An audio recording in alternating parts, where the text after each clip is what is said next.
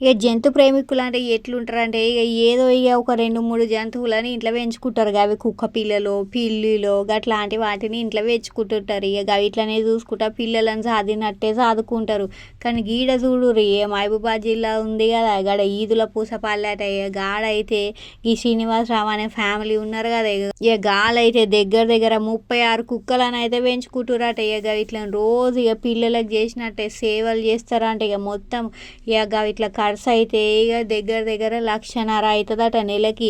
మరి వాటి తిండికి సబ్బులని షాంపూలని ఇక వీటికి ఏమైనా పానం సుస్థి చేస్తే దవాఖానకని ఇక ఇట్లా చెప్పుకుంటూ పోతే చిన్నపిల్లలని ఎట్లా చూసుకోవాలనో ఇక ఇట్లా కుక్కలను కూడా అట్లా చూసుకుంటారట.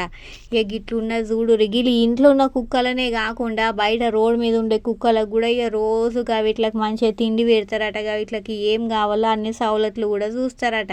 జంతు ప్రేమికులు ఉంటారు కానీ మరి గింతగానం ఉంటారా అనేసి ఈ వీడియో చూసినాక మస్తుగా పరేషాన్ అవుతురట.